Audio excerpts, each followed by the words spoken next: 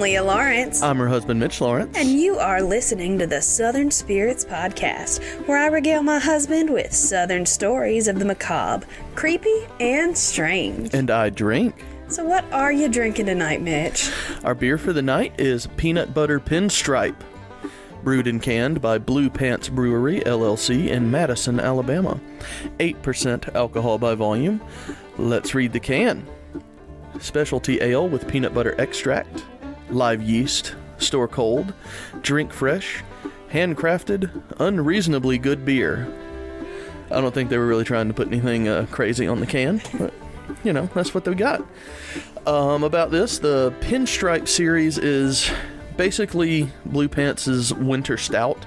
They do offer it year-round. It's a chocolate coffee stout, so this is that plus peanut butter pretty much.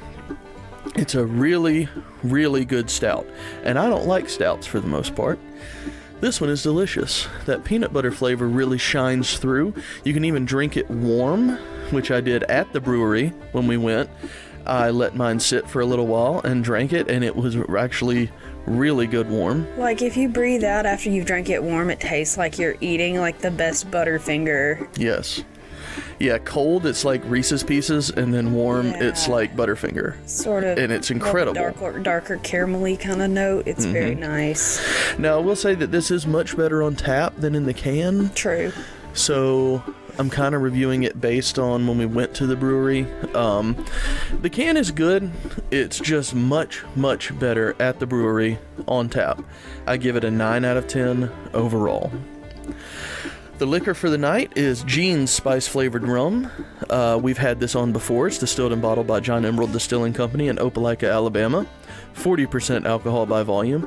Refer to episode 4 for the full review. It got an 8 out of 10 overall. I stand by that. I like the rum quite a bit.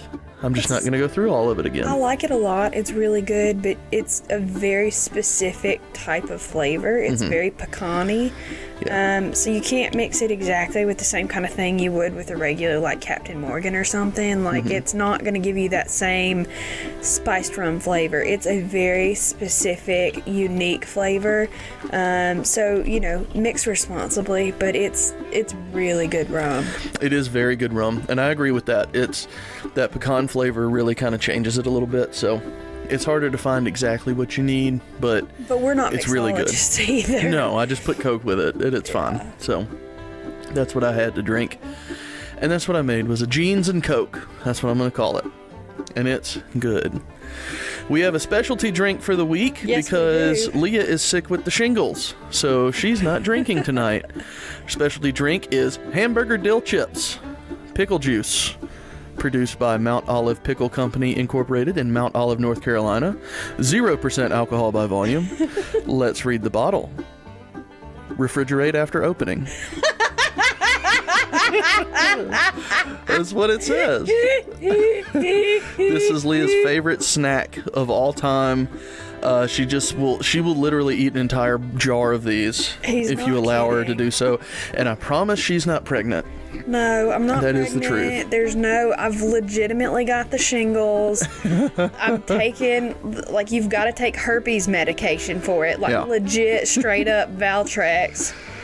Bless my heart is all I'm saying. So happy we don't have the herp. So I'm thrilled to be drinking Mount Olive dill pickle juice because it's actually, like, when I was a kid, my mom used to make ice cubes out of it, like ice cube popsicles. Oh, that sounds so good. It is delicious, and yeah, he's not kidding. I can sit down and eat just pickles for a meal and be perfectly happy, but only if it's Mount Olive Hamburger dill chips. It's the best kind of pickle. I will fight you over it. They're your favorite kind of pickle. I like all pickles. These are not my favorite kind of pickles, but right now we're going to throw to you for your review and score. So 10 out of 10. There's no way you could be anything but. Mount Olive Hamburger dill chips are the pickle. So if we if we have a shot in the dark where I get it right tonight, Leah will just take a swig off the jar, because we thought, hey, let's put it in a shot glass, but that seems real difficult out of this big wide mouth jar. A shot is not enough. Yeah, you can just chug half the bottle. I really Don't worry. could. We'll record it. That's not a punishment. I hope he gets all of his questions right, because I want to drink the whole damn jar. Well, I just might. Well, that's it for the alcohols. Let's move into a couple of different announcements. Ooh. Shall we? Let's. Number one, a while back, Leah got us tickets to go to a taping of Doug Loves Movies in Atlanta at the Variety Playhouse. And now she can't go, so I still plan on going as of now. I'm probably going to get somebody to go with me, but I don't know who yet. But if we have any listeners that may have tickets to that show and want to meet up before by any chance, just let us know. I don't know that we have anybody in Atlanta, but just in case, let's just see. Want to do a meetup for a second? But Leah won't be there as far as we know. So, yeah. Sorry, I have Into the Woods. It's our show week. Yeah. Apologize. Yeah. So you probably shouldn't travel to Atlanta. No, I'm on that pretty day. sure the director would be pissed at me if I just didn't show up the first week of show week. Yeah, but we'll go. I'll have a name tag. Well, I'll go. Leah's going to make me a name tag. Don't know what it's going to be yet. But hopefully I get picked. If anybody listens and knows what that's about, it's going to be real fun. I'm really looking forward to it. And we also have tickets for the Nashville show of And That's Why We Drink coming up next weekend, I believe. I actually forgot about that. I meant to announce that first. We do have a lot of fans that cross over with that podcast because they're awesome. So me and Mitch will actually both be there with our friends that have been on the show before, Amber Lee and Aaliyah. So if anybody actually does want to like meet up and have a drink in Nashville, I'm down for that too. Yeah, that's the 4th, right? August 4th, Saturday. The Saturday in Nashville. For I completely And That's Why forgot. We I meant to Drink. do that one first. Yeah. We're going to And That's Why We Drink in Nashville. Where is that? What's the venue? It's at the Zanies Comedy Club. Okay.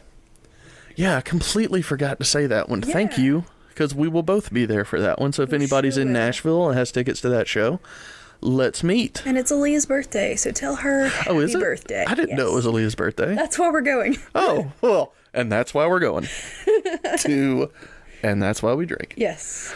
And then last announcement, probably at the beginning of September, maybe end of August. Doubt that we'll be able to have it ready then.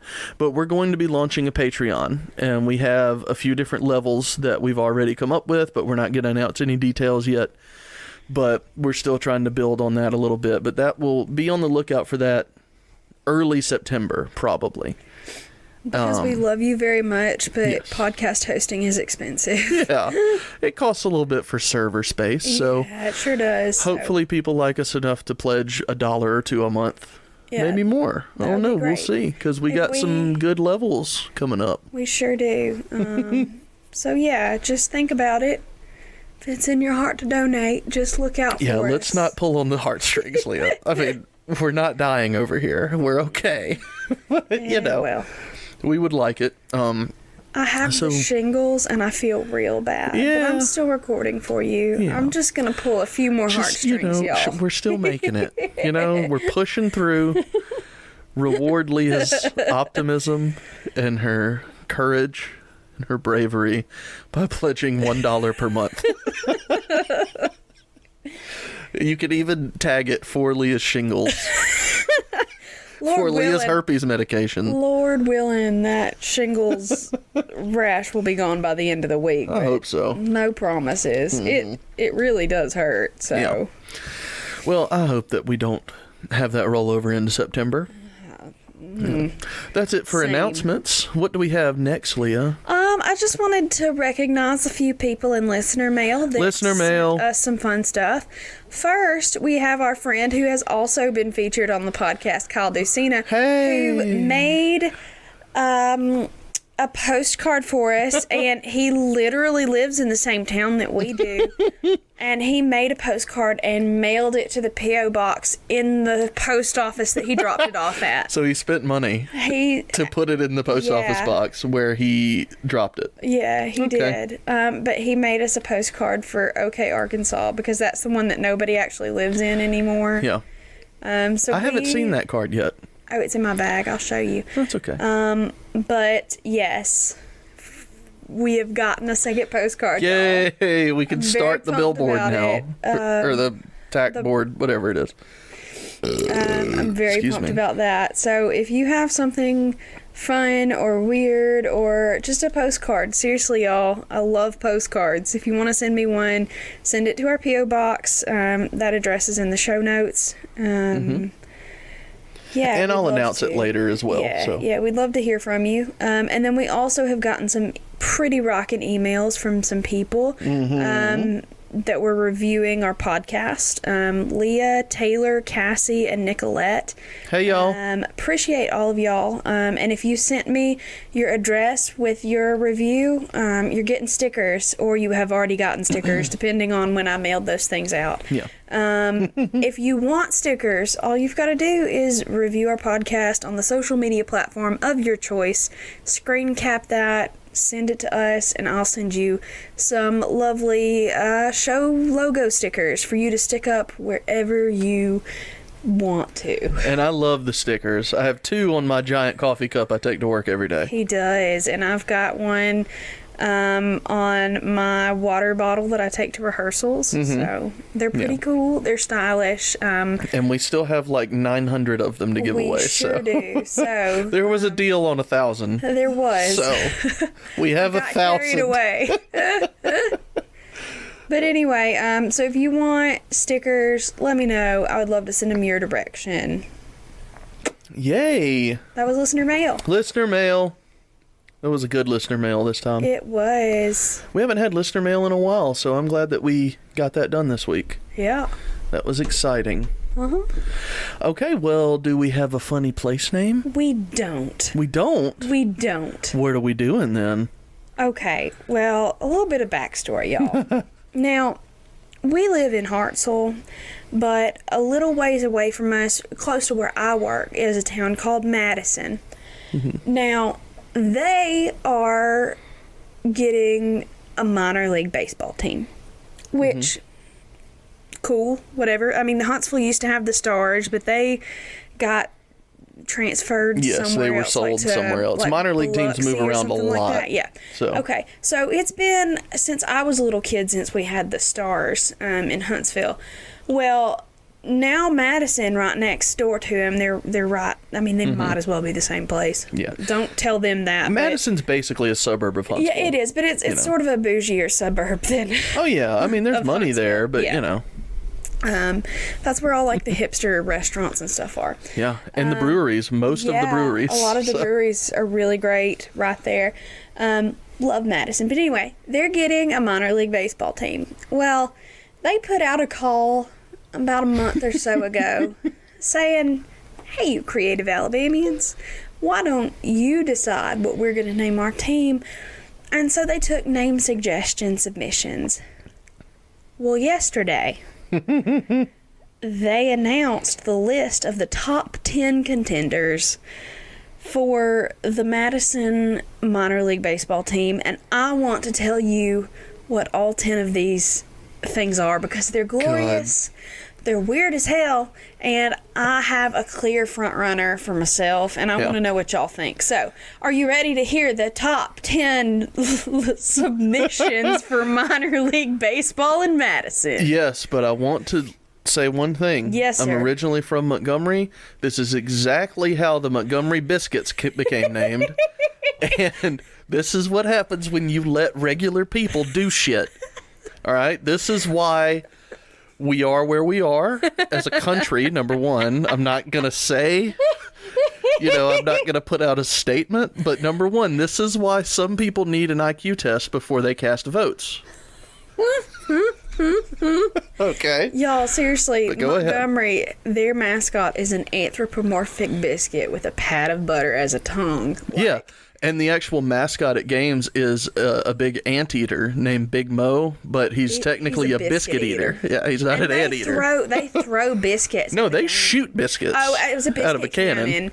They're good too, but it's weird. But I think Madison is trying to fucking out weird. Yeah, So here I we hope go. they do. Here it comes. The number one, in no particular order, this is just the way the article laid it out, from Ballcore LLC, which owns the team that they're moving in. So the first one is the Army Ants, and this is their description. Sound off.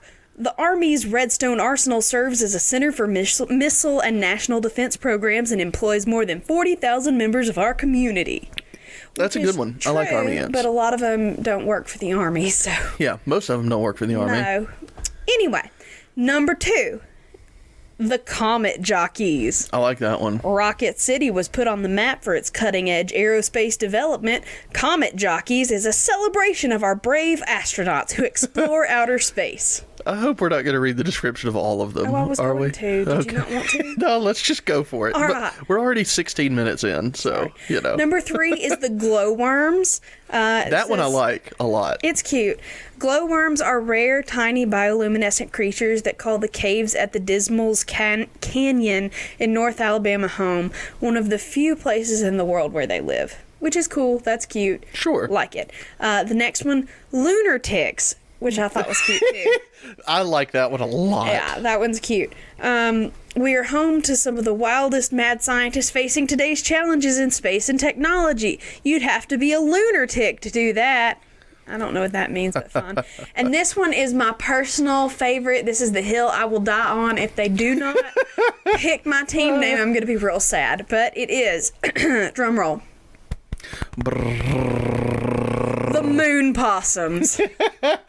Now, okay, that one's awesome. I just don't understand, but I support it 100%. I just like it. Oh, it's everything I ever hoped it would be. Moon possums has my heart. But here's what it says.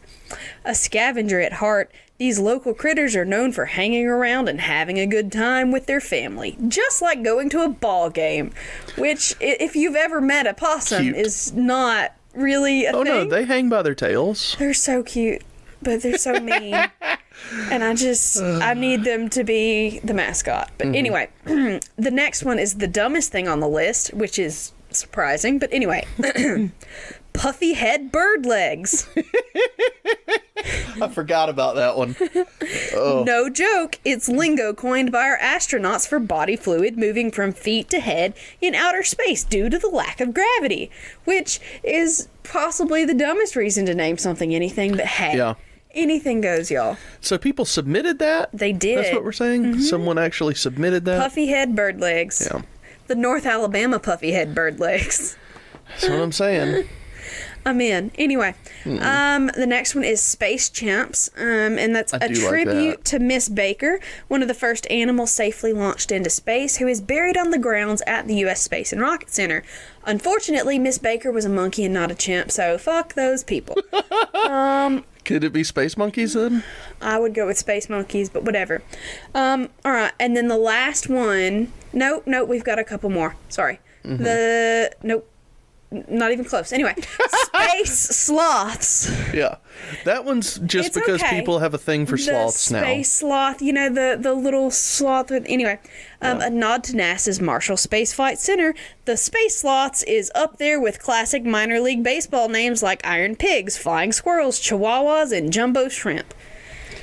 I just don't get it, but rock on. Whatever. I'll take it. Number 9, the Thunder Sharks. There is no reason for that No, one. there's not. A mix of the powerful thunder of North Alabama storms with the ultra-strong, sleek determination of the shark, and you end up with the personality of our community, willing to attack any problem. Visiting teams won't mess with the Thunder Sharks. Only they will, because Yeah, they will. we are very far away from the ocean. Thank you. Yeah, these thunder... What if... What if the mascot for the Thunder Sharks was just Sharknado. a shark that just It's kind of just a flopped on the ground? Sharknado. No, he just flopped on the ground Yeah. because he couldn't breathe. All right. And the final selection of the lovely names is the Trash Pandas. And this is, in quotations, slang for raccoon. Duh. Our community is known for engineering. No creature in our galaxy is as smart, creative, determined, and ingenious, a problem solver, dedicated to the challenge at hand as our local raccoons. All right. Well, I mean, we have a pest problem, if you've not noticed. So I'll take Trash Panda, but I don't support it. Yeah, Trash Panda would be okay. It's a good, fun. But I want Moon Possum so bad I can't stand it. I just know this. By the general feel of all the team names, I already know that the colors have to be like purple and teal. That's got to be it. That would be beautiful. But that's probably what it's going to be, is either a dark blue or a purple and a teal. I'm down. Because it's going to be space themed either way. Galaxy. Yeah. Galaxy jerseys. Ooh, what if we were the Galaxies though? Oh, that's dumb. The Madison Galaxies. I want to be the Moon Possums. Or the Milky Ways. We could be the Milky Ways, and then they could shoot Milky Ways out of a cannon. Or they could have Moon Possums, and we could all get possum hats. And they could shoot possums out of a cannon. That would be terrifying. Right, yeah, let's do that instead of the Milky Way idea. Now, Milky Way is shot out of a cannon, though. That could be severely dangerous. That's like a projectile, though. Like the biscuit's a little dangerous. squishy. That would be painful. Yeah. And you would break the chocolate, too, which would make me sad. Yeah. Anyway, so we have funny team names for the first time. Funny team names, and if y'all have a particular favorite, let me know. But if it's not Moon Possums, you're wrong. Yeah, if it's not Moon Possums, don't fucking let us know. If you have a particular favorite, let us know. But if it's not Moon Possums, keep it to your goddamn self. Anyway, so that, my friends, was a list of what could possibly become the next team name for Madison Minor League Baseball. I hope so. Can't wait. It's going to be really fun. Yeah, Madison is incorporating the Bay Bears, the Mobile Bay Bears. Mm-hmm. So they're leaving Mobile and moving up this way to Madison. And I hope... just as hot and no beach. That they are, yeah. I don't know what they're thinking, but rock on. And I hope that for Leah's sake, we get the Moon Possums. I do too, because I need merch. You would totally buy a Moon Possum hat. Oh, I would buy Moon Possum everything, Mitchell. Mm-hmm. I'm very into that, but okay. I think we're ready for stories. Are you ready for stories? I was born ready for stories. Awesome. So the first thing that we're doing tonight, we're going to go to Braxton County, West Virginia. Yay, West Virginia again. Yeah, and we're going to talk about the Flatwoods Monster. Excuse me, Flatwoods? Flatwoods. Flatwoods. Yes. Do you know anything about the Flatwoods Monster? Nope. Awesome. All right. So, there were a group of kids playing out on a hill around twilight. Their names were Edward May, Fred May, and Tommy Heiner. And Heiner? Heiner, Hyner. Okay. Heiner. Right. Excuse me. Gross. I apologize. Anyway, that tasted like peanut butter. Leah did have some peanut butter pinstripe. I did. Now it's just pickle juice. Mm-hmm. So around 7 o'clock that night, they were, playing, enjoying the last few minutes of their day where they can see to play and all that, and they see this glowing, streaking object just shooting through the sky. And the boys watched the object until it sort of fell onto a hill. And it belonged to the hill belonged to a local farmer named Mr. Fisher. So as soon as the light, the sun went down and the boys were like, dude, let's go find that thing. So they sprinted home to the two boys' mother's house, the Mays. So Mrs. May was home, and they went to her, and they're like, look, we saw this crazy shit coming from the sky, and we want to go find it. And Miss May was like, fine, great, let's do it. So those three boys got their two other friends, and Miss May brought along a neighbor who was a National Guardsman named Eugene Lemon. Real quick. Yes, sir. When was this? I don't remember you saying the time period. Did you write the time period?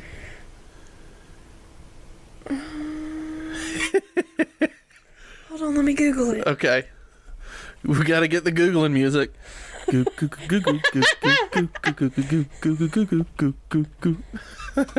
I'm not really gonna do that. We're just gonna take a small break while Leah Googles. Thank you. Bye-bye. It was 1952. Yay! We found it. It didn't take long after I paused. Sorry. Sometimes I leave things out of my notes. I apologize. Anyway, so Miss May gets, so there's 5 boys all together. Miss May and a local National Guardsman named Eugene Lemon. And Mr. Lemon has his dog, and I don't know what the dog's name is, but I kind of wish I did. I hope it's Lemon. It's not. But anyway, they got a flashlight, and they headed for the farm where Mr. Fisher's hill, where the object fell, or supposedly thought they saw it fall.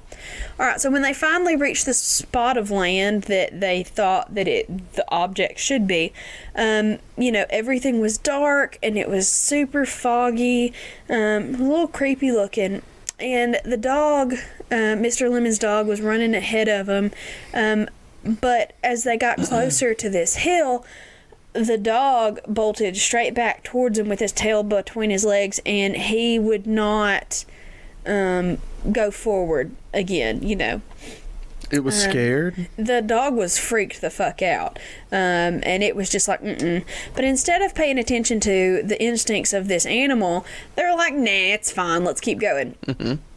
So they kept going, and they were traveling, not traveling, I guess they were just walking, but they walked about another quarter of a mile to get to the top of the hill, and they saw, a little bit further up the hill, they saw this red object just sort of pulsing in the distance, like sort of a glowing, like a real big heart light. I mean, no. Oh.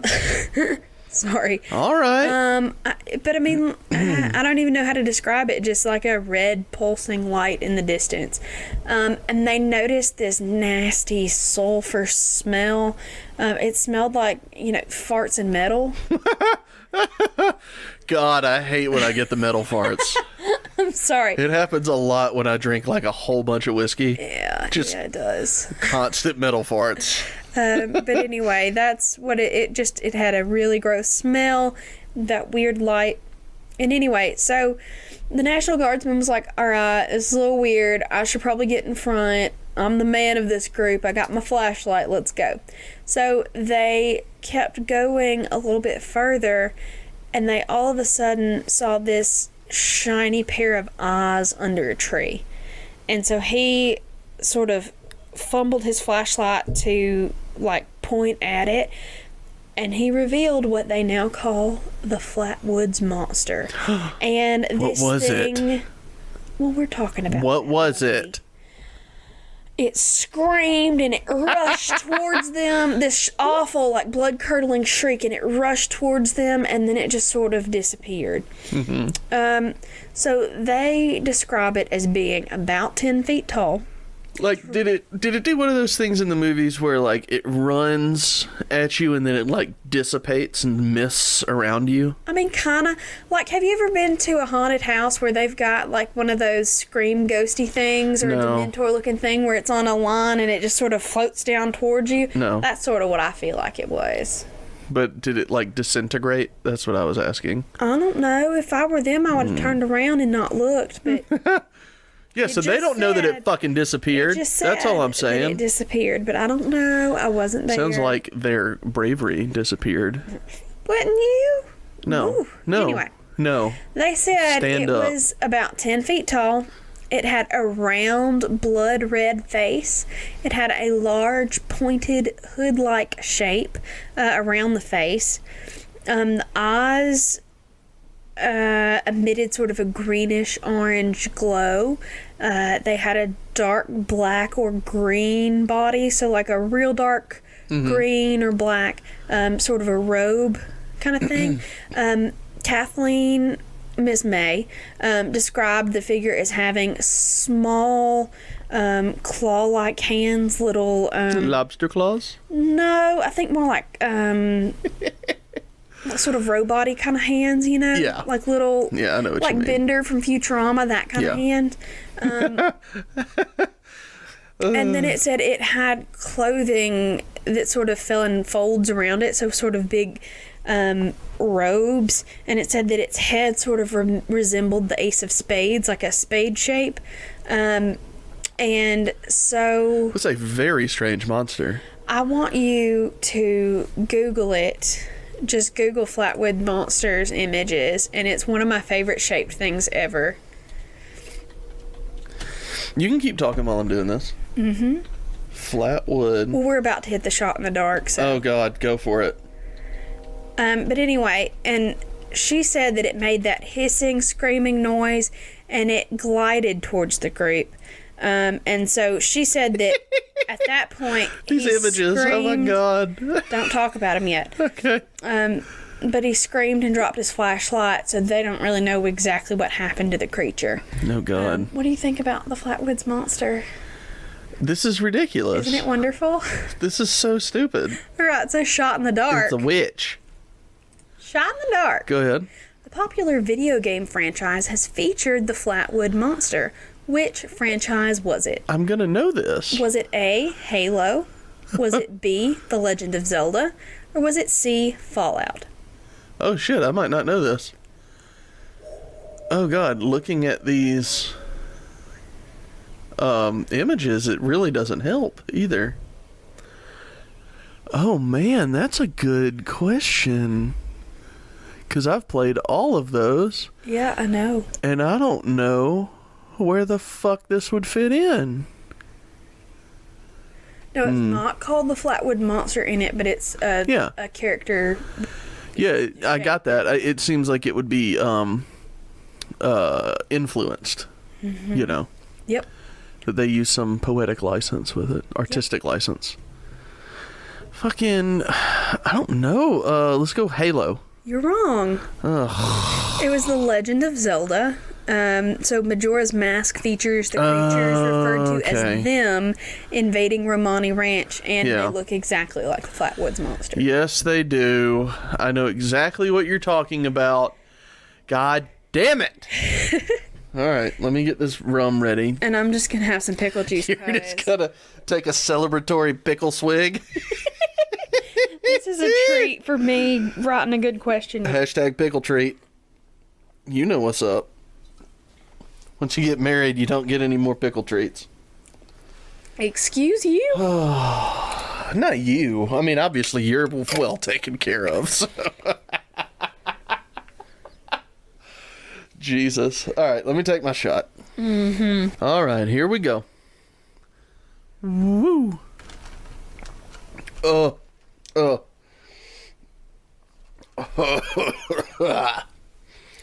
Woo. Not good, or? Whew. The only thing I had to chase it with was my mixed drink. Ah. So, whew. Mm-hmm. Alrighty. Well, that was take it away. Monster question. Alright, so after the monster disappeared and they ran off, the group rushed back to the May household. And they were all so scared that they were sick, they were nauseated. Some of the younger kids started throwing up. They felt a burning feeling in their throats. And Mr. Lemon started throwing up and had convulsions, like was sort of spasming for the next little while. That's about what I'm about to be doing. Miss May was freaked out, upset, and she called the sheriff, whose name was Robert Carr, and the owner of a local newspaper, whose name was Mr. Stewart. And the sheriff didn't get there immediately because he was investigating the report of an airplane crash nearby. So Mr. Stewart, the newspaper owner, showed up first, and he started interviewing all the witnesses. He collected reports from everybody that was there, and he collected some reports from other people in the town that had seen the object that the boys saw flying through the sky. And there were different accounts of what happened. Some people said that their houses shook by like a heavy impact, or they felt sort of tremors, or they were listening to the radio and when they saw the light, the radio signal went out, or whatever. Just different reports like that. And so eventually the sheriff showed up, and he went to investigate with the newspaper guy the actual scene of the landing where the boys saw the object land on that hill. And so the sheriff and the deputy said they didn't see anything, they didn't smell anything, but the newspaper guy, Mr. Stewart, said that he smelled a sickening burnt metallic odor. So either the newspaper guy was crazy, or he the was sheriff ripping metal couldn't farts. smell. Yeah. Just like me, if I were trying to go out there, I probably couldn't smell it either. You have no sense of smell. I do not. Because you're allergic to everything around us. So the next morning... That's why it's nice to have metal farts around you. You're right. If anybody needed to marry Mitch, it was me, because I can't smell farts. So. You don't know, though. You have no idea. But anyway, the next morning, the newspaper guy, Mr. Stewart, he showed up to the crash site to look at it in the daytime, and he discovered what he called 2 long skid marks in the grass, as well as some thick, black, oily substance on the ground, but he wasn't sure what it was. My guess is it was oil. The monster had diarrhea and had dingleberries and was rubbing its butt. That was just the skid mark. That's so gross. I think it meant more like a truck skid mark kind of thing. Oh, no, I get it. I just think that it's funny to think that it was rubbing its butt along the ground like a dog. So the news about the Flatwood monster and the supposed UFO crash got out of hand. It ballooned like it did back then. National newspapers reported on it, and all the paranormal investigators of the time period just rushed the town, started interviewing people, running around looking for aliens. It was crazy. They wrote some books about it. They witnessed everybody in the area. But really, there was really nothing other than just... there was a stinky hill and some scared kids. Like, that's really all it was. So, a lot of the ufologists think, oh yeah, this was definitely an authentic alien contact case. A lot of them think that? Yeah, they're like, this is a big one in UFO communities. Like, the Flatwood Monster is a big deal. Because they think, you've seen the pictures of the Flatwoods Monster. Mm-hmm. Listeners, if you have not seen the pictures, please Google that shit, because they're funny. I love artist renditions of aliens and creatures and stuff, and this one is a particularly spectacular monster. Mm-hmm. And they go anywhere from looking like a witch to looking like a little man in a suit running around like a Dalek kind of thing. Yes, they do. It's absurd, and I love every one of them. But other people that, aren't crazy, kind of think that this was just a meteor sighting that got out of hand. So, on the night How does that get out of hand? Well, we're keeping going. Okay. So, on the night that it happened, which was September the 12th, a meteor was in fact seen streaking across the sky in 3 states. Maryland, Pennsylvania, and finally West Virginia. Air Force officials reported it. Astronomers verified it. There was definitely a meteor, and it did raise some alarm in the different areas.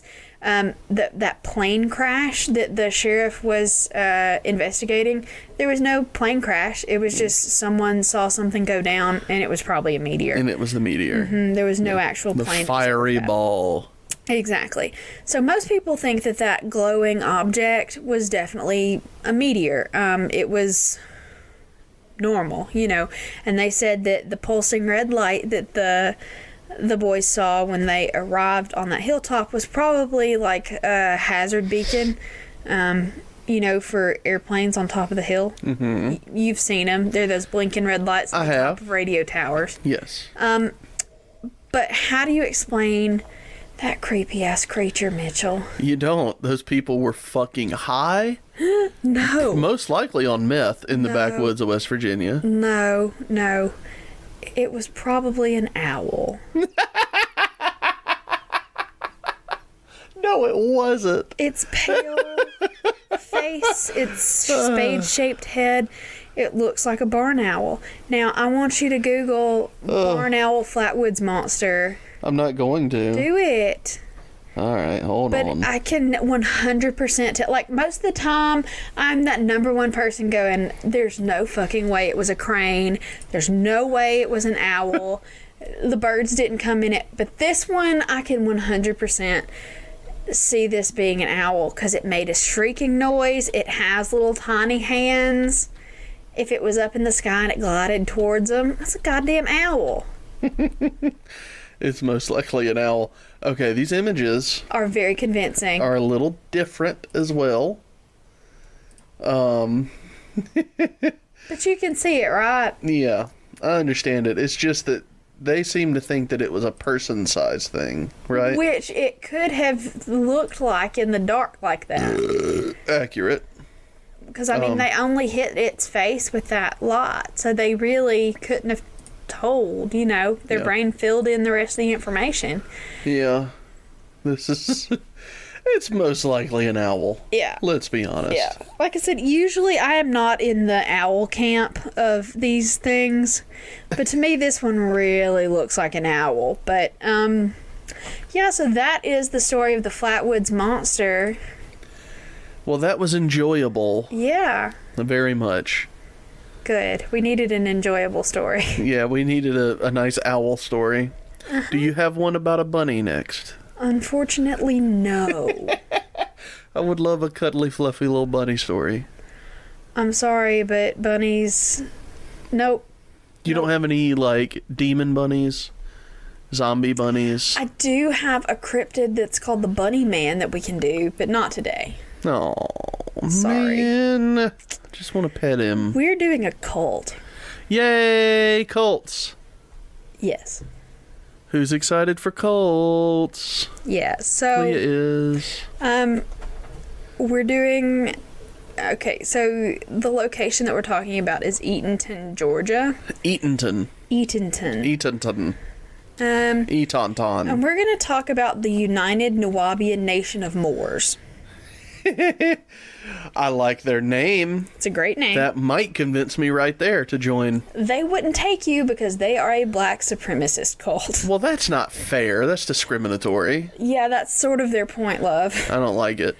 Now, just heads up, we are 100% white people. We're real pale. 100% is Well, yeah, no. not fair. I mean, most people in America are at not least at a all. small percentage sub-Saharan African. So that's true. That is true. But you know what I'm saying? Like, we're real white people. I don't want anybody to take this as I'm making fun of black people in any way. I'm not. This is just a weird-ass cult that is very dangerous to its own members. It was a very destructive cult. So That's don't upsetting. take this as me, like, maligning or being upset with them because of their beliefs, because I know 100% that white people kind of suck a lot of the times, and they treat minorities poorly. So you are overcompensating. I'm sorry. I'm just trying to put that out there. But they built some weird-ass pyramids in Georgia, and we got to talk about I it. didn't know there were pyramids. We'll get to that. All right. So we're going to start at the beginning of this cult with a man named Dwight York. And he was actually born in Brooklyn. I really thought you were about to say Dwight Yoakam. No. I really thought you were about to say that. Dwight Yoakam's a black supremacist. No, I think that he could have started a black supremacist cult and been the white leader of the black supremacist cult. No, sweetie. It's Dwight York. I'm sorry. You may continue. So Dwight York is from Brooklyn. So the first part of this whole thing is going to take place in Brooklyn, but they eventually move and build this crazy compound in Georgia, which is what I'm interested in, but you need the backstory first. I don't know. So Dwight York was born in 1945. He grew up in a really rough neighborhood. His parents weren't awesome. His dad was a drug dealer and a pimp. It was bad. He grew up in a shitty situation. I understand. It was rough. We've all been there. No. We've all had dads that were drug dealers and pimps. I did not. We know. 100% do not know what that is like. Didn't but know anyway. Dwight Yoakam dealt drugs and pimped out bitches. Stop. Trying to be serious. Anyway. Oh, that's a mistake. So he eventually got mixed up in some criminal activity, and he was arrested for statutory rape on June the 25th of 1964 Well. for sex with a 13-year-old girl. Well. So this will sort of set up How old was he? sort of a You said he was born in 45, so he was what, 19? 45 to 64. I'm bad at math. You do that math. Yeah, that's 19.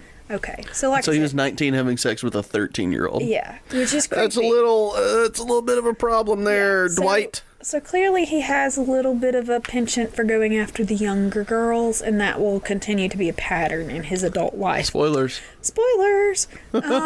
So he was given a suspended sentence for that since it was statutory rape, and he was put on probation. Well, York broke the probation later that year, so he was arrested for possession of a deadly weapon, assault, and resisting arrest. So he spent 3 years in prison. Oh.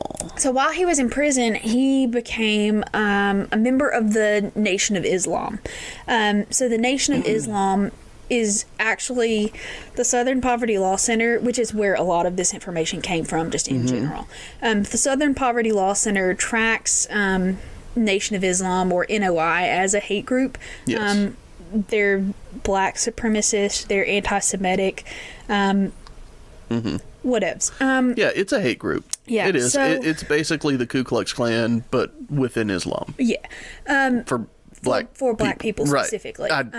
Yeah, let's clarify. But the Islamic sect of the Nation of Islam was actually what Malcolm X originally belonged to before Right. he got out of that group and became a Sufi, I believe. Yeah. So he left the organization, but he was initially part of the Nation of Islam. It's important to distinguish because a lot of people don't know the difference. Yeah. The Nation of Islam is a small group that uses Islam, the religion, as a focus. Yeah. It isn't. The Nation of Islam is not to say all of Islam, which a lot of people use it that Yeah, way. and it's not. It's a completely separate It is a tiny organization. sect Yeah. of a hate group within Islam. Yeah. So there's that. So he joined the Nation of Islam while he was in prison. So when he was released from prison, he started writing these pamphlets that he wrote, and he was peddling them on the street in Harlem, along with other stuff that he had to sell, incense, that kind of thing. And he kind of picked up a handful of followers. And all of his pamphlets were basically just sort of regurgitated information from the Nation of Islam. He was just writing little pamphlets that sort of talked about black supremacy and sort of Islamic doctrine and the specific ideas of, the Nation of Islam, but he was writing them himself, and it wasn't published by them, you know what I mean? It was just his thing. So he actually started picking up followers, and a lot of those followers moved in with him and his wife in his New York apartment. Yay, that sounds like a lot of They fun. started this weird little culty group. Oh. And originally he called his group Ansar Pure Sufi. So APS, I guess, is sort of what that is. But what does it mean? I have no idea. Sorry. It means all have sex with me. No, I really don't think so. Like I said, Might I don't have. speak Arabic. I apologize. But anyway, so in the early 1970s, they moved to a different part of New York. They moved to Brooklyn, and they took on a different name, and they started calling themselves Ansaru Allah Community. So from here on out, they're the AAC.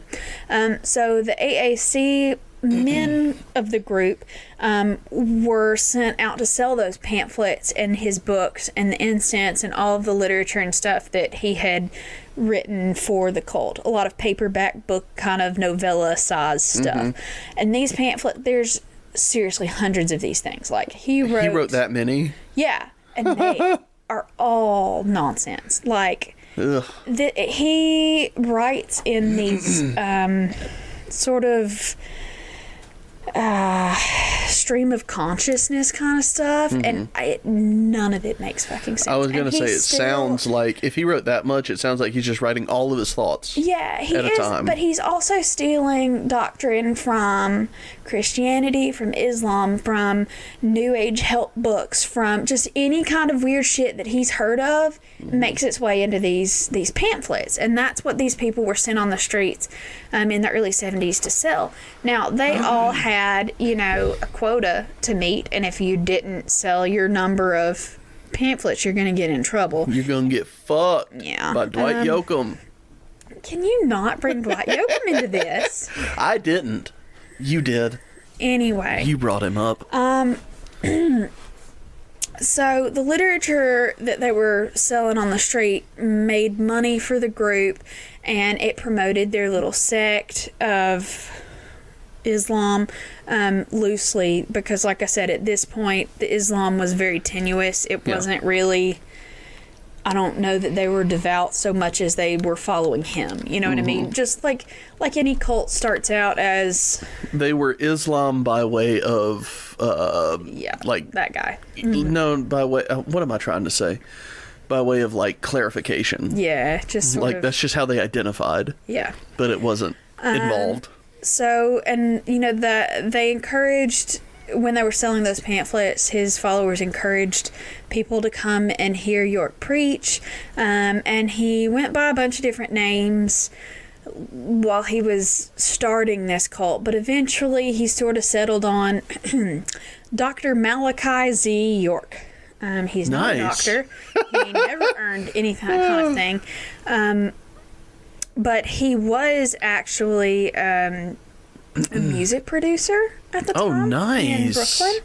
And so Dr. York was what he recorded under. So that was his artist name. And you can still get his music if you care to listen to it. It's real 70s, spacey kind of... Funk? You have some funk? Kind of like... Yeah. I mean, it's not bad. He has a nice voice, but cult leader. Anyway. Yeah. So he started going by that name, and that's still what his followers to this day will refer to him as a Dr. York. So through the 70s and 80s, his AAC cult expanded a lot. He had... Okay, so at this point in time in Brooklyn, it was really so bad that a lot of business owners would basically set fire to their buildings in order to collect insurance money. So the real estate around there was really cheap. So using all the money that the cult members were bringing in, he bought these apartment buildings and sort of fixed them up a little bit, and he made dorms basically out of them for the community. And so he had purchased about 20 apartment buildings, and they had about 500 people living there in the Bushwick area of Brooklyn, if you know where that is. I do not. I do, but it's in Bushwick, which is weird, expensive now, but was not then. So weird that the Bushwick area is in Bushwick. In Bushwick, yes. It's in Brooklyn, but anyway. The AAC started opening bookstores and gift shops and clothing stores, and they opened a grocery store and just, stuff like that. They actually started expanding to other cities and countries. There were outposts in Boston and in Toronto and London and Trinidad even. He even went and... so polygamy was sort of a thing that he started. Sounds like it. Yeah, So he had his main wife, Kathy, but then he started, adding other ladies with her permission. She was totally cool with it as long as she got to be chief wife. Of course she was. Apparently. I just want to know what it is about a person's psyche that they want to fuck so many people all the time that they're like, you know what? I'm going to start a religion. Because everybody needs some of this dick. That's what... that much time. That's my point. Okay, you have to go record music and you have to write books. How do you have time to get your dick wet constantly with all these different people. Apparently, he made time, but we'll get into that later. I don't get it. It makes no sense to me how people have the patience to put up with that many sexual partners. Like, give me 10 minutes and let me go to sleep. That's all I'm saying. Anyway, so all of the members in the Brooklyn commune were asked when they joined to surrender all of their possessions. They sold them off to, fund the group, like all Makes cults do, sense. basically. Yep. And then they started living in York's barracks-style apartments, and they worked for him for free. And their quotas that they had to get was anywhere from $20 to $100 a day. And they did that by begging, performing on the street, and selling those books and incense and stuff. And if you didn't meet your quota, you got beaten. Oh, I was going to say. Because they had their own little police force that has a really cool Arabic name, which basically means the sword of Islam, but I can't pronounce it, so we're calling it that. But anyway. Don't try. Yeah. So York's followers were sort of segregated into men's barracks and women's barracks.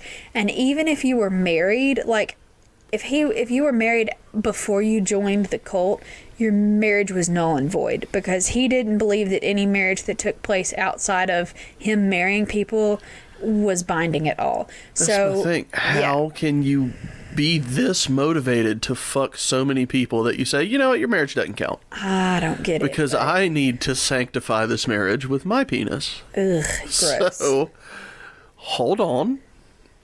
Let me get the lube. Basically, he started choosing who could, and I hate to use this term, but mate with each other. You know what I mean? Like, he was picking people. I don't like the word mate either. But he was picking people to sort of get together and that kind of thing.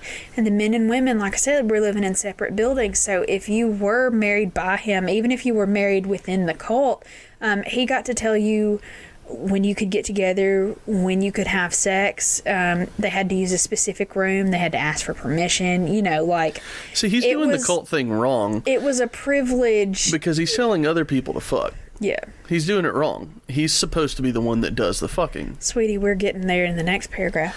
God damn it, Leah. Just let me have this. I'm sorry. Well... York, at the same time, was basically using his cult as a personal harem. Yeah. Duh. That's what you do when you start a cult. You fuck everything you can. Like, at the end of this whole nonsense, like, it's estimated that he fathered at least 95 children, but estimates, like, upper range is like 300. Like, it's... So, kind of like Genghis Khan. Yeah, like, it was a lot. He was fucking a lot. My God. I do not have the stamina for that. How? That's according back to my original point. How do you have any kind of, like, what is it called? Like, repository? Not repository. Repository time. How is your refractory period so low, like so short, that you can just immediately be like, next one, bring her on, I'm gonna get her pregnant? Well, I mean, if you didn't work 40 hours a day, at least you could get a few in a day. 40 a day? Not 40, I said a few. But, like, if you weren't working a regular job, you would have a lot more time to, like, do that. But but I still wouldn't have the fucking patience. No, definitely. And, I mean, that is actually... Or the ability. That's one of his doctrines and quotes, is that... Okay, so basically, he believes that white people are devils, and that's what all of their literature will call white people. Well, I can get behind that. Which is fine. I don't mind that. Like, he's not exactly wrong. So, some white people God. suck. It's fun to talk about racism. Well, I mean, it's... I don't blame these people for Let me finish. I don't blame these people for joining a black supremacist cult. I don't, because in the 70s, things were really shitty, and you had to get community where you could find it. People were like, I mean, it was not a good situation in that place in that time for those people. We don't blame the people, just the originator. No, but the guy who took advantage of those people and like fucked them over, that pisses me off. But like, I don't I feel bad for the people that joined because, like I said, they were looking for community and strength and faith, and I get that 100%. But like, this asshole's over here just fucking. Yeah. And like, I don't like the guy, but I find his sexual appetite impressive. Impressive is a word I was going to go with. I was going to say, I can't think of the word of me being jealous. Envious? Envious. I find his sexual prowess envious. Thank you for that. Oh, and I didn't even finish what I was saying, but part of the doctrine, they call white people devils, but they also believe that white people were sort of bred as a lesser race of people to sort of do black people's bidding, and that they were intentionally made with lower sperm counts and less fertility, and can you argue that with this guy's thing? What's happening right now? I mean, he is a fertile human being. But so yeah, that's. I mean, maybe he was just trying to prove himself. But I mean, bingo. I don't know about all. Bingo. But here's where it gets illegal. Did you say illegal? I think it's been illegal this whole time. Not necessarily. I mean, there was some shady shit, but like, here's where it gets legit shit. Legit shady. Sorry. Sorry. But anyway, he started pursuing the underage girls of the cult. So York purchased an 80-acre property in the Catskill Mountains. You're right. That's a little shady. Yeah. So in 1983 in upstate New York, they built this retreat and they called it Camp Jazeer. And it had a fancy mansion specifically for him, and everybody else lived in shitty trailers. But sense. It was basically billed to the congregants as sort of a summer camp for the kids to get away from the city when it's hot and awful and, you know, there's nothing to do because the schools are out and all that. It was supposed to be sort of a retreat camp. Well, he was using that camp as basically a place to have sex with young girls. They would ship these children off there, and there's a lot of testimony that you can look up, and I'm not going to because it's tragic. Thank you. Yeah. I don't want to hear it. Nope. Thank you. A lot of girls were molested and raped, and even older women in the cult were manipulating children, showing them pornography, showing them how to do stuff. Like, it was bad and awful. Well, around this time, the FBI was like, oh, some weird shit's going down. Maybe we should look into these people. There were some allegations of arson. There was allegations of some of the people connected with the cult had committed some murders. Not in the name of the cult, but, you know, they were involved. And just in general. Yeah, like there was some weird shit going down, and they had started to investigate them. Well, they were like, oh shit, we should probably leave. So, in 1993... Who said they should probably leave? York. Like the entirety of New York? Yeah. Okay, I get you. Yeah, so he was like, we're gonna fucking move to Georgia. Because, like, why not? So in 1993, he bought a 476-acre property in Putnam County, Georgia. And he moved all of the members of the Brooklyn chapter of the ACC... AAC? AAC, sorry. With him. And so they were just basically trying to get the heck out of Dodge and sort of cool their profile down for a while. Because, like I said, the FBI was investigating them for arson, welfare fraud, possession of illegal weapons, all sorts of fun stuff like that. So they got out of there. That does sound very fun. They started building a compound in Georgia. So a little bit of... Before I get to the weirdness of that, which is my favorite part, so the Nawabians' belief system, it's weird, and it changes constantly, because initially they started out as being Islamic-ish.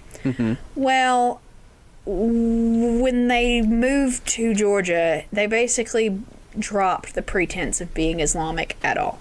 They have a weird group of beliefs. Like I said, a lot of it was plagiarized from different New Age books that were popular at the time. They have a lot of UFOs. Like, they believe that this York guy was an alien from the planet Risk, RISQ. You were wondering. I was gonna say that's a board game. Nope, with a Q. Is that an actual planet, by the way? No. Okay, I wasn't sure if that was a heavenly body. No. Somewhere. Okay. Just in that guy's mind. And makes sense. He has some kind of, they call it a breathery gland or something bullshitty like that. What? And he believes that he can read minds and stuff. And he believes that all black people can read minds, but the doctors are purposefully taking that gland out when babies are born so that they're oppressing black people by taking out their mind control powers. You're right. That is fun. Which is okay. That's weird. Cool. Ugh. But anyway, that's one of their theories. And like I said, they believe that like a UFO is going to come back and get them. But then they also are very into Egypt. Egypt and pyramids are their thing. Like, they branded themselves, and it's Egypt. I have a question before we get into Egypt with an I. It's weird. What? Before we get into the pyramids and the crazy spelling of Egypt, I want to know something. Yes. If a child is born half black, does it have the gland that the doctors are removing? I don't know. Yeah. Seems like somebody's got some problems in their doctrine. Here's the little quote that I was going to read you about what I was talking about earlier about white people being devils and inferior. Okay. Okay. So, like I said, they're bringing in references to Atlantis and the Bible and the Quran and a bunch of different shit. It's a hodgepodge mismatch craziness because that guy's a little nuts and he just put all of his shit together and was like, worship me. And they did. Worship this dick. So, here's sort of what it was. So, they believe that all of the original human beings were black, and black people are genetically superior to other races, and that they believe white people are devils, and everybody in between are sort of a bastardization of them mating, and they believe that the lighter skin color of white people is the result of either leprosy or that their ancestors mated with dogs and jackals, and that's what made them white. But how a child can't be born okay. Many problems I have with this. Many. But that's Number one, leprosy does not lighten your skin, as far as I know. No, it just makes it fall off. Number two, yeah, but if it falls off, I guess everything underneath is just lily white. Number two, you cannot birth a child from having sex with a dog. No. I've tried. No, I'm sorry. That's not funny. That's not funny at all. No. That's not funny. It's not. Stop laughing. It was really funny. Number three, I don't have a number three, but I'm just amazed that people can believe these things. Well, I have a problem with religion in general, but I know you do. The idea that someone can believe something this astronomical is hilarious. I mean, they did and do. They're still around, but we'll talk about that in a minute. So, like I said before, while they were in Georgia, they completely dropped the whole Muslim thing. They were 100% now whatever York wanted them to be, basically. Now, they started going through a weird series of name changes and weirdness. So, while he was in Georgia, they decided, oh, look, we're actually Native Americans. We were the first people here. So are they part Mormon now? No, we're getting...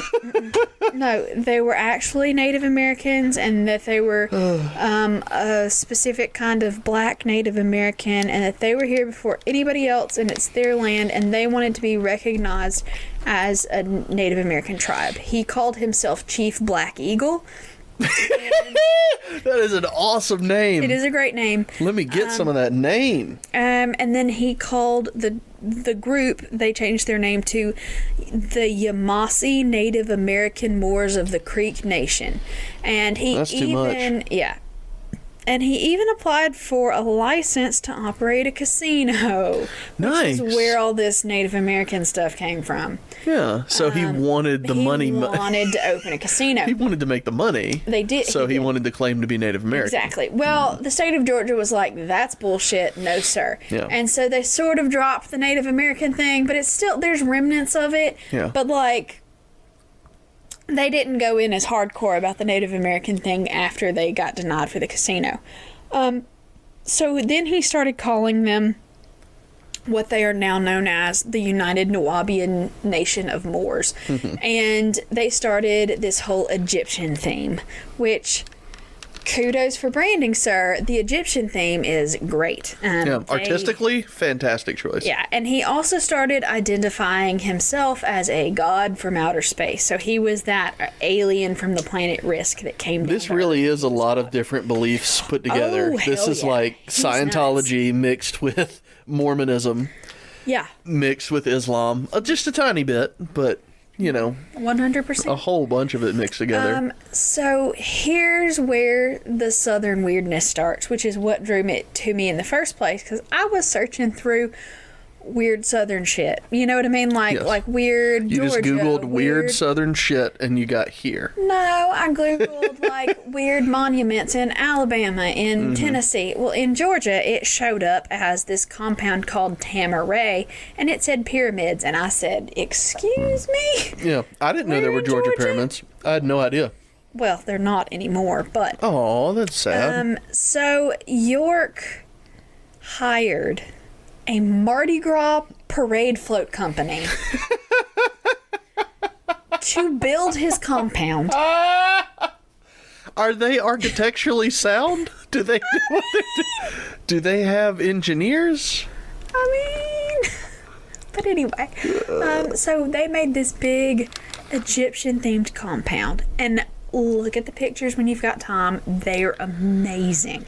But there were two pyramids. There was a black pyramid and a white pyramid, and they were like fake palm trees and temples and fountains, but it all looks like either a really cheap theme park or a really like high-end mini golf course. You know what I mean? Like, I'd play mini golf it there. was in that sounds fucking weird- awesome. But I mean, like I said, and the motifs that they carried out were, I mean, it was done well. It's just kind of bizarre in the middle of these like Georgia fields, like this. I'd like, 100% desert oasis. hit a golf ball off the top of one of those pyramids. Yeah, and they so like I said, everything, it wasn't like stone or anything. It was all like chicken wire and wood and plastic stucco and that kind of thing. Like it was a Mardi Gras parade float, but big. Yeah. in the plains of Georgia. Yeah, and now see, they built an actual nice, like, mansion-y kind of thing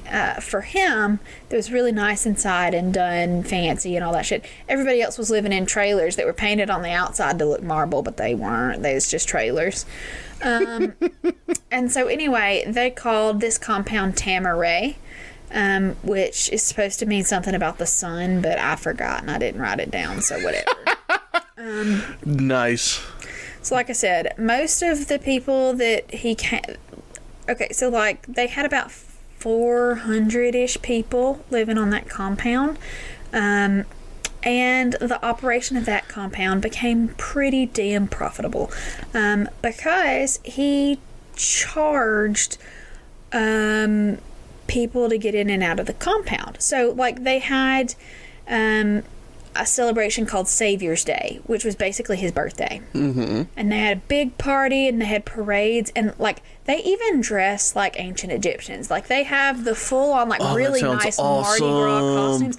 Like these people know how to fucking dress. They look so good.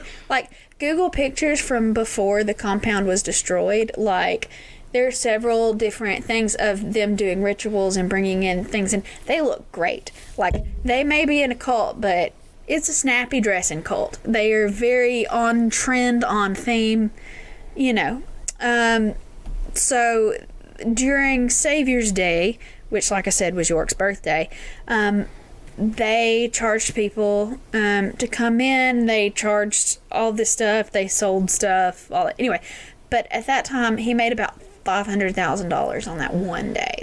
One day. How much were they charging to come in? Well, I mean, he charged all of the people that followed him. And see, people, this was a day that people came in from all over the world, from all over their other, like, it was a pilgrimage to Mecca, basically. Yeah. It was like everybody from all over their different sects and all the different, like, offshoots of this. They all came in to Georgia on this one day, and people stayed there. Anyway, but he charged every person that wanted to come in $25 a year for their Nubian passports, because he has declared a year. Okay. Yeah, but he has declared this compound as its own sovereign nation, and they still claim to be a sovereign nation that do not have to abide and operate by the federal laws. Well, they're wrong. Yeah, they are. But, consistently, but, you know. So he charges everybody to have a passport to even visit the place in the first place. And then they also Does that include the people that live there? Mm-hmm. Okay, that's weird. And they also had their own currency. So the Nubian dollar was only worth about 10% less than what a US dollar was, and they were pocketing the exchange rate. So they were making money because you couldn't use anything other than Nubian money in the compound, but Nubian money was more expensive. So a lot more expensive. They fucked a lot of people over that way too. And they have like a lot of bookstores, like I said before, that they had opened up, and there are actually bookstores still open today. There's one in Brooklyn where they originally started, and there's a lot of articles online about that. But anyway, if you find a bookstore out there and it's called All Eyes on Egypt, and Egypt is spelled with an I, don't go in there because it's their bookstore. So well, you can go in, just go in. I mean, be cautious. Yeah, especially if you're white, because they don't like you, I promise. Or at least at that point in time, maybe their doctrine has changed. I doubt it, but I mean, you do you. I'm just going to stay away from it myself. So, and like I said, and they were still trying to raise money through selling those pamphlets and the books that he wrote and all sorts of other weird esoteric strangeness. And they also had merch, so they've got like embroidered hats and shirts and shoes and all of that stuff. I'll with get their some different merch. Slogans and stuff like that. So they were really diversifying how they made their money. I love merch. I don't care what it's for. But shot in the dark. Oh, finally. The compound had an illegal business as a main source of revenue for the cult. What was that business? Was it A, a dance club, B, a puppy mill, or C, a day spa? Oh, this is so hard. You literally told me before we started these, the shot in the dark questions are easy because I want to drink the pickle juice. And they are anything but. Now, admittedly, I should have gotten the Majora's Mask question. Okay? That's my fault. I specifically picked It's my fault. a Zelda question because you play all those games all the time. It's been years since I've played Majora's Mask. I fucked up. I'm sorry. This one is ridiculous. Okay, well. You say that it's easy. It is. Because I'm thinking spa, I'm thinking bathhouse, and people want to fuck all the time. But then it's the leader that does all the fucking. I'm thinking dance club, because that's more of a cultural thing. Hey, let's go dancing.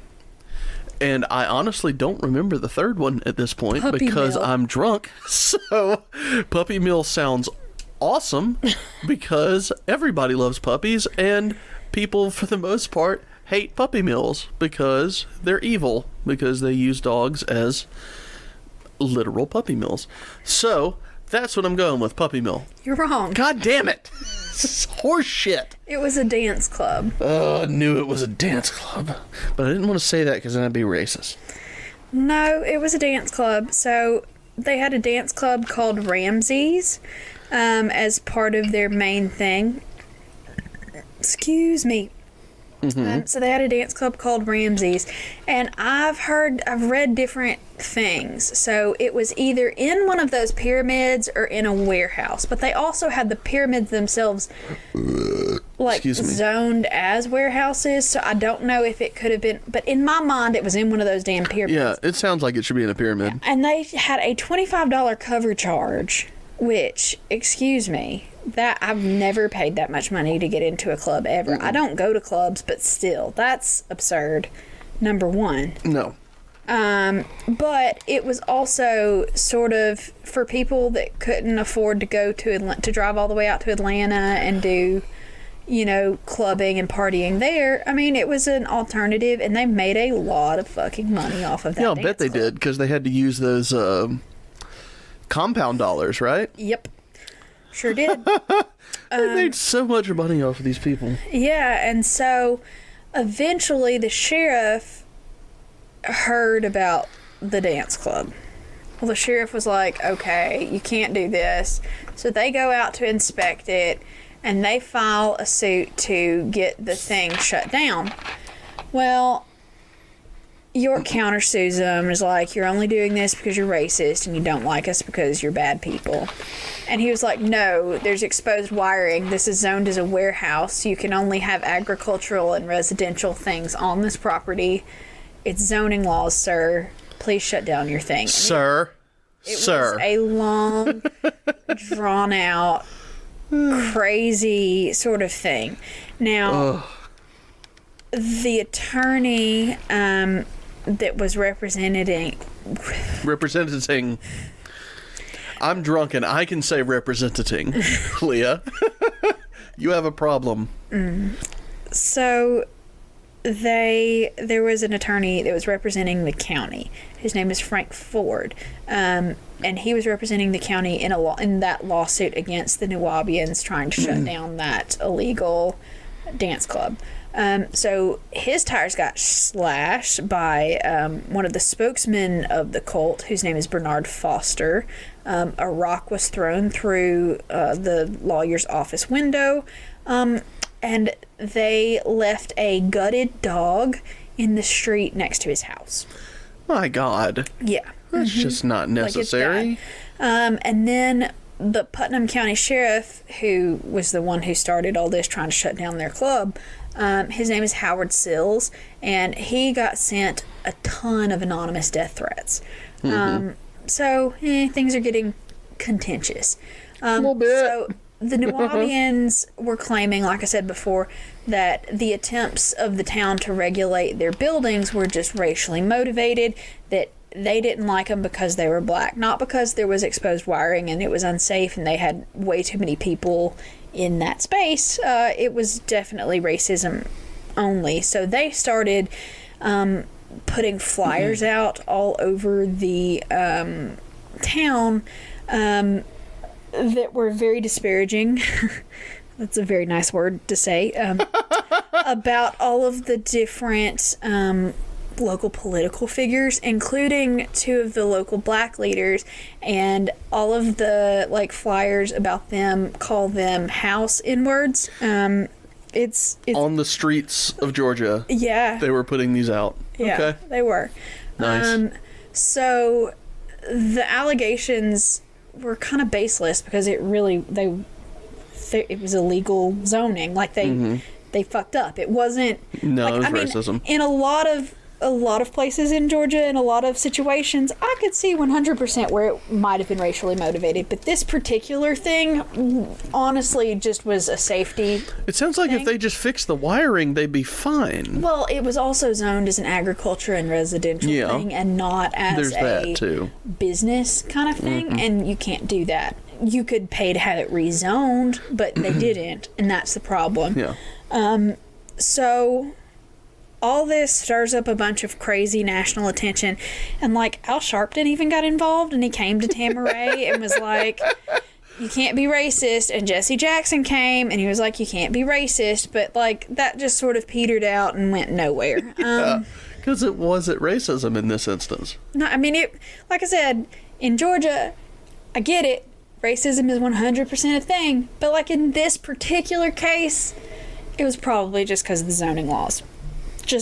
And I wasn't there. I don't know. You're saying but probably. It seems like it was legitimate, like, law. And anyway, so they are embroiled in this legal battle with the town. And they even kind of lost support of the black people in Eatonton that were not part of the cult, because they tried to take over the local chapter of the NAACP. They tried to get all of their people in there, and they tried to end the people in Eatonton were like, fuck no, get out, bye. So it was just growing contention even within the African American population of the town that didn't belong to the cult. So it was more of the town was annoyed at them being culty. You know what I mean? Yeah. Cults will do that. Yeah. They will turn people off. Yeah. So Jacob York is one of Dwight's oldest sons by his first wife, Kathy. And so he was in the cult, but he left in like 1990 before they had moved to Georgia. Well, he had heard about the Tamaray compound, and he went to visit his dad, and he was like, dude, what's up? Why? Pyramids? The fuck? And this is the quote that Jacob gave that said, is what Dwight said to him. And this is the quote that I've got.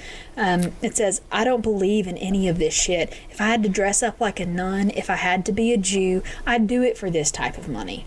And that is sort of the root of all this bullshit. Well, duh. It's about money and pussy. Yeah. I mean, who doesn't see that? Jacob York, his son, sort of helped the local authorities and Sheriff Stills to build a case against the cult and against Dwight York himself, and he helped them lead them to interview victims of the child abuse and all of that other stuff.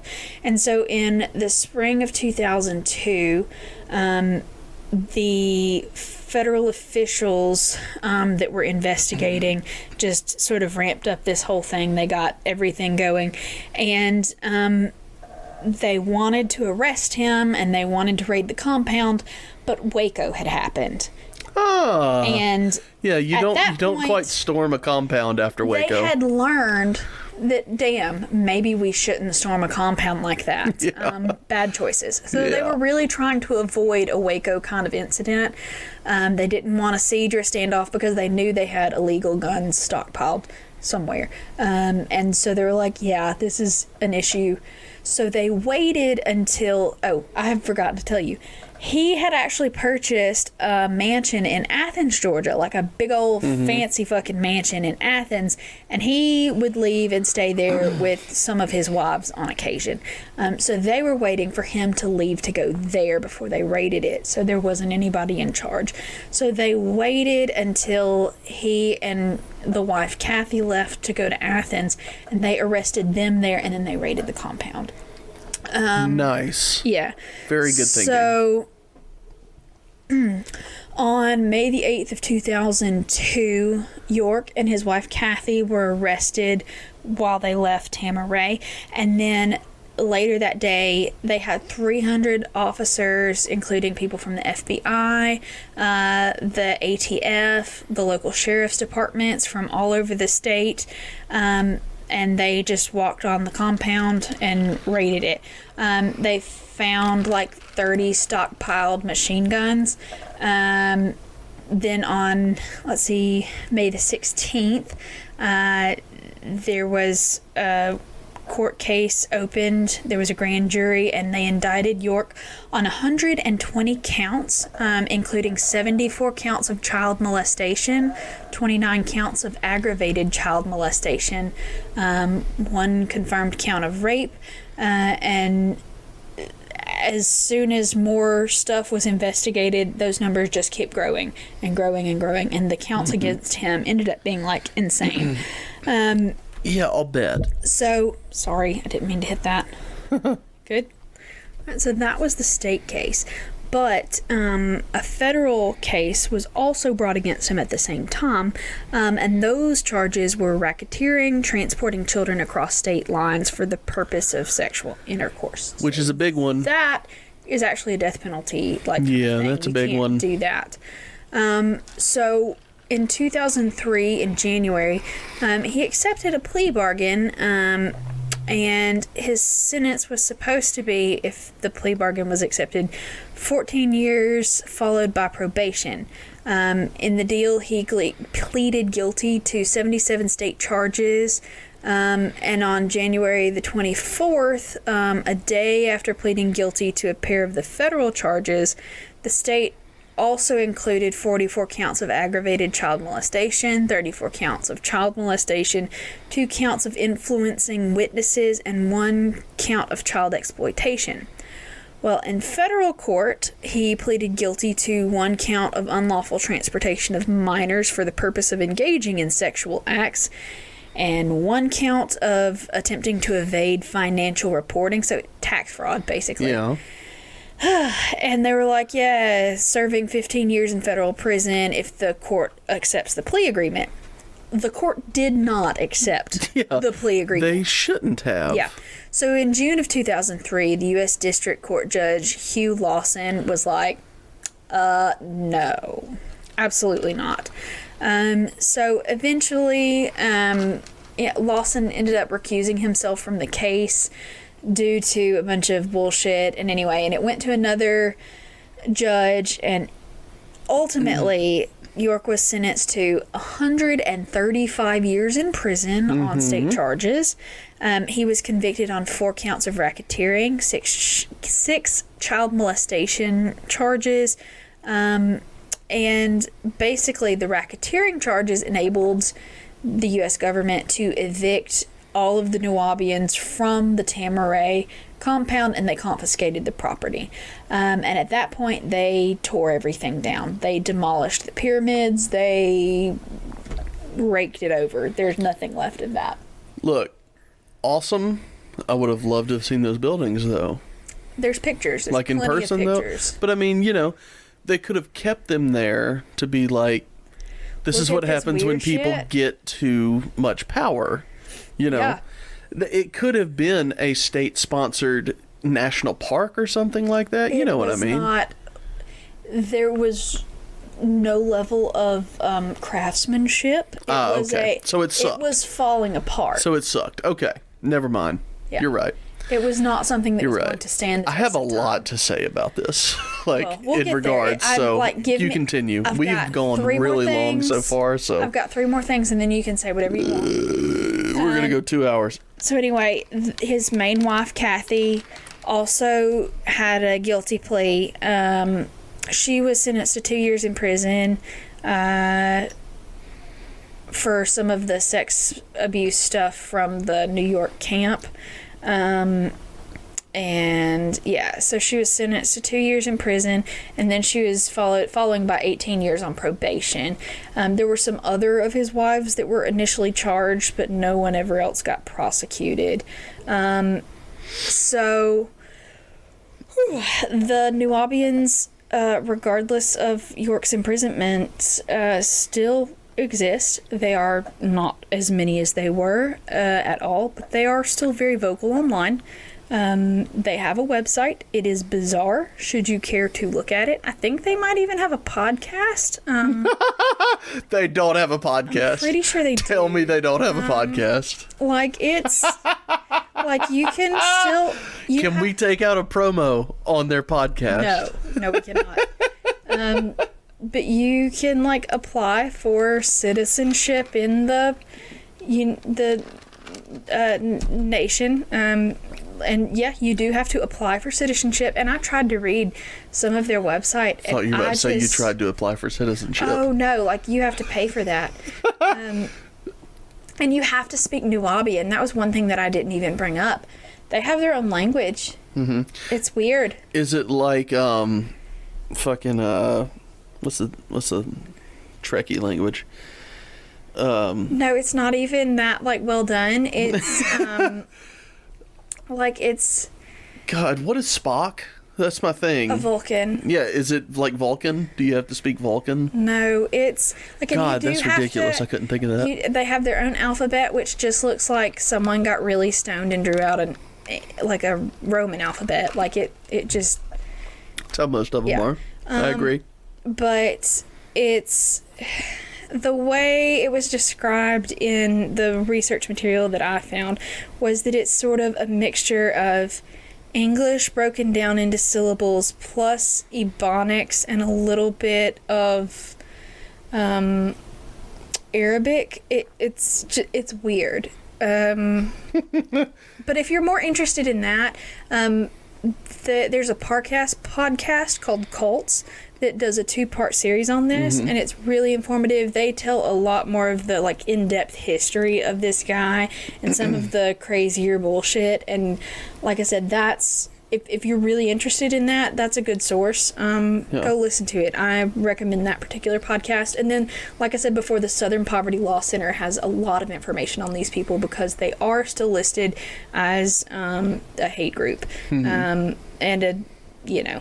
So that's them. But like I said, they are still out there, and it's a thing. I don't know how anyone still supports someone who has been convicted of that kind of thing, but they believe that he was falsely accused, that they...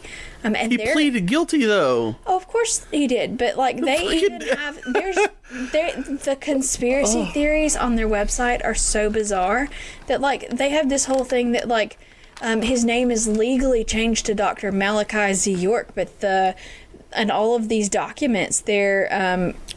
convicting him as Dwight York, and that so therefore the conviction doesn't stand. They should, right? Yeah. I mean, it's that's part of what stuff. That's getting into. That is part of what I wanted to talk about for a second, because I just wanted to say that nothing on this podcast happens by accident.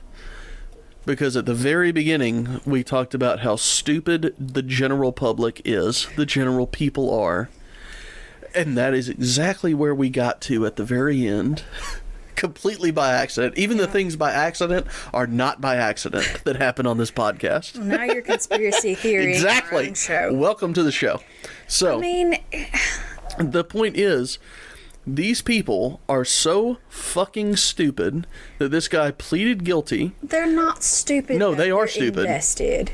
Yeah, they're invested in a stupid fucking thing, and that makes them stupid. Yeah, but when you're trapped in that kind of prison of belief... They're not trapped. Basically, they're not trapped. They can get out. They're not trapped.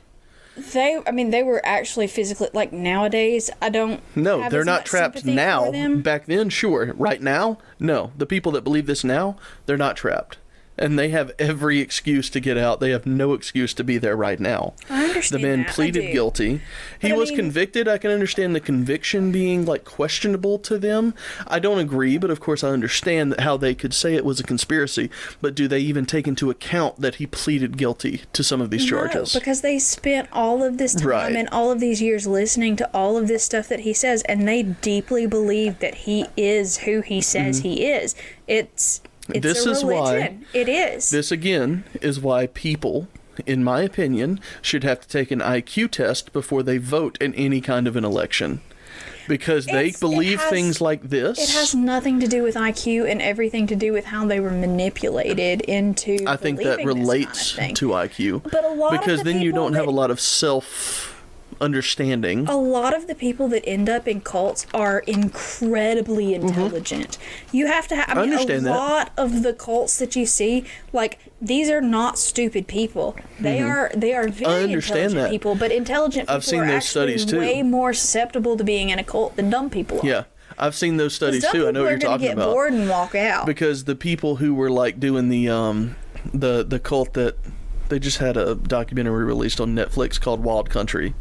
The recently. Rajneeshis? Yes, that was mostly populated with like doctors and lawyers. Yeah, so and the same I thing understand what you're talking with about. Like Aum Shinrikyo in Japan, like they were all engineers and shit. Like, like I said, I get it, but just because they're educated, that doesn't mean that they have like a good general IQ and are smart people. But that's what I'm saying. They're not dumb people. They've just been. I think they are dumb people. I think they might be educated people, but that doesn't make them smart. It doesn't make them not dumb. Excuse me for the burping. And I don't want to get anywhere near victim blaming because I'm not victim blaming.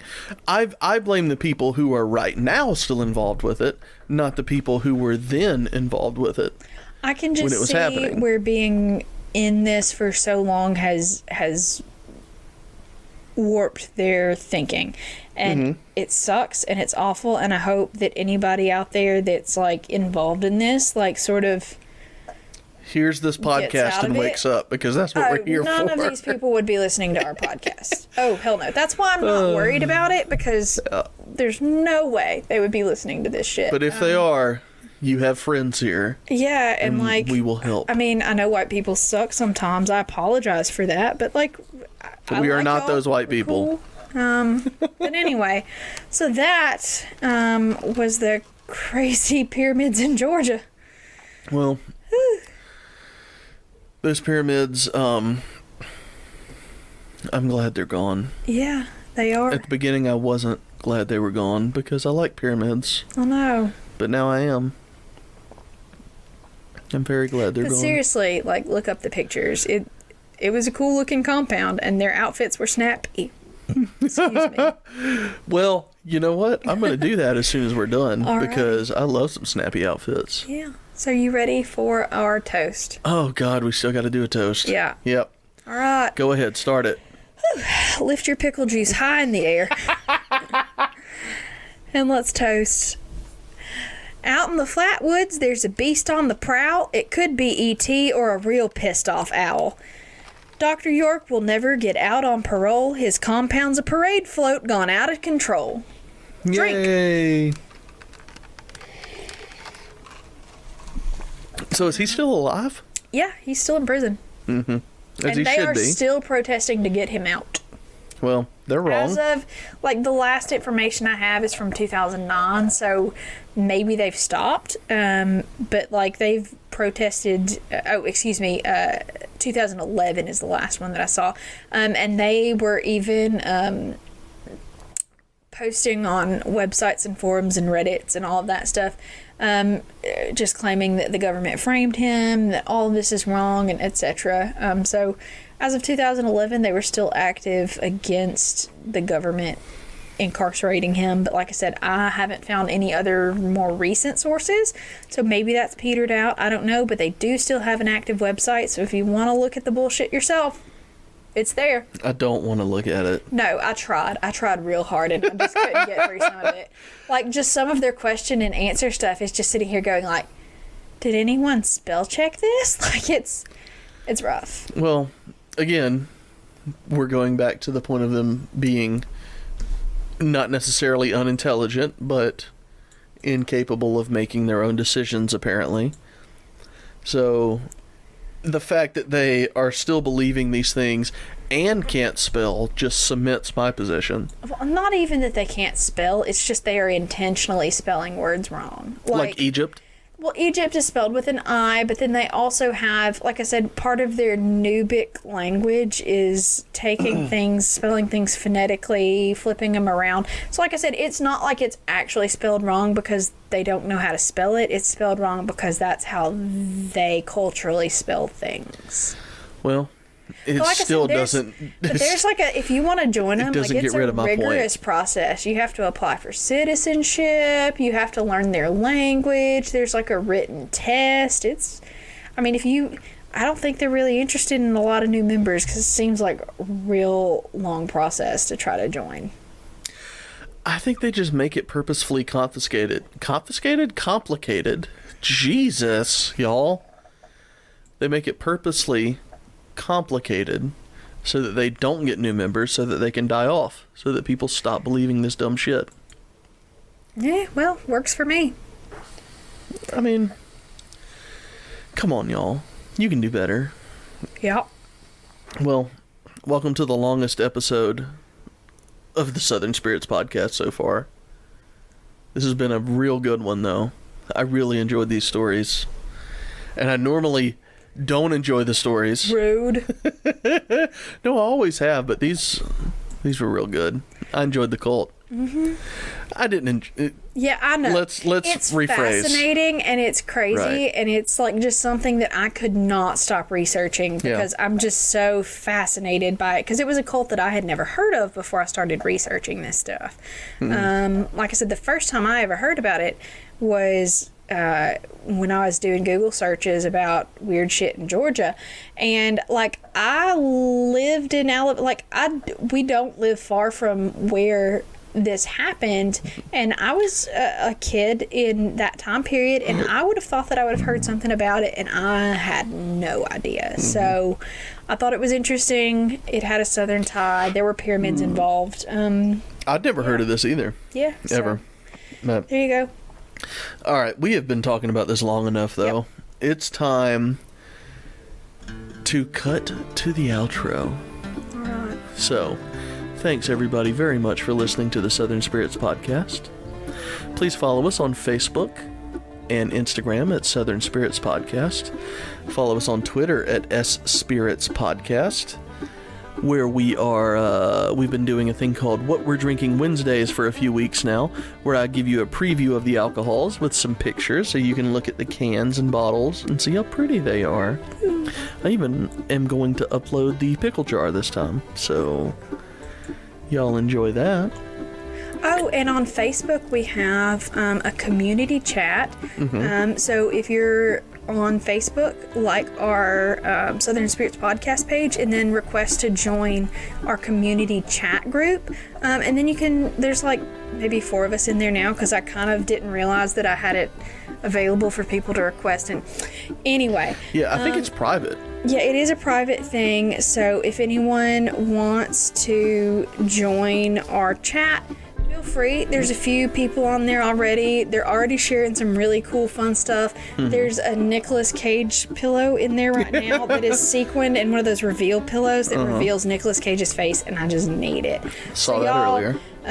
Come join our community chat. As soon as this show is over, I intend on actually like hanging out with y'all. Yeah. It's gonna be great. Please do that, and make sure if you have any postcards or anything fun you want to send us, send us those at P.O. Box 1743. Is that right? 1743? Yeah. Yes, P.O. Box 1743, Hartselle, Alabama. That's Hartselle 35640. Make sure to review us and rate us on iTunes and anywhere else that you can do it, including Facebook. We've gotten a few reviews there, so keep that coming. And as far as I know, that's everything that we have. Should be. So we will see you next week. Bye, y'all.